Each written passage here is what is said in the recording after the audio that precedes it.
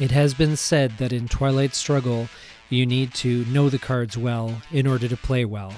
Well, we're going to take you through every card one by one, and we're going to help you become a master at Twilight Struggle.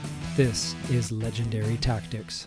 Brush War is an interesting event that most people would call swingy if they're familiar with the term. But it's a useful card that can help tip the balance in a region that is otherwise locked down.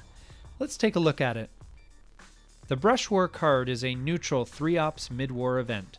If used for the event, it allows the player of the card to attack any country with a stability of 1 or 2 anywhere on the board. That player rolls a die and subtracts 1 for every adjacent enemy-controlled country. If their modified die roll lands somewhere between 3 and 6, the player gains 1 victory point and replaces all the opponent's influence with their influence. That player also adds 3 to the military ops track. There are some important aspects to this card that you need to be aware of. The first is that DEFCON limits do not matter when choosing a Brush War target. The NATO event, if in play, prevents Brush War from being played on any US-controlled country in Europe. Brush War does not degrade DEFCON if you use it on a battlefield country. It does not matter if you already have influence in the country being attacked. It is not affected. There are no bonuses applied for adjacent countries that are controlled by you, as is the case for realignments. And the Flower Power event generates victory points for the Soviet player if the US player uses the Brush War event. This is a fun and dramatic mid-war event for either player. It works well even if the target of your Brush War is over-controlled, and it is especially effective at DEFCON 2 in a region where things have been more or less locked down. It's a nice feeling when you flip a battleground country that was otherwise a lock for your opponent.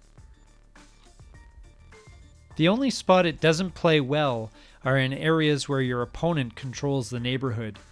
You could potentially work towards breaking through a bit before playing the event, but you do need to make sure that you don't overcommit, as this event still does come down to a die roll. Most players will use this event on a 2-stability battleground country. 1-stability battleground countries are very vulnerable to a coup and/or straight influence placement. Thailand is a very common target for Brush War. Pakistan is another, as long as it's not too surrounded by enemy influence. And as long as the NATO event is not in effect, Italy is also attractive for this event, as it is not normally subject to coups. But Brush War can be utilized anywhere that it is potentially useful, including the mid-war regions of the Americas and Africa. But because of DEFCON restrictions, I think you will find that Europe and Asia will be where this event can have the most impact. Because the US doesn't typically get a first-round battleground coup, and because military ops can be hard to get, the US player typically will get a little bit more out of this event than the Soviets, but it can be very useful for both. The only downside is the luck element. Missing the roll and giving up on 3 operations points can be painful, only offset by the potential gain if you are successful. This card is for the gamblers out there, and certainly if you find you are falling behind, you may not have anything to lose by going for it. So for either player, this card can, with a bit of luck, help you to regain a foothold or swing a region that was otherwise out of reach. It's a card that can potentially have a big impact, so make sure you surround potential Brush War targets with friendly influence. This has been our analysis of the Brush War event card in Twilight Struggle. We hope you enjoyed and got some value out of this video. If you did, please like, please subscribe, and we look forward to seeing you next time here on Legendary Tactics.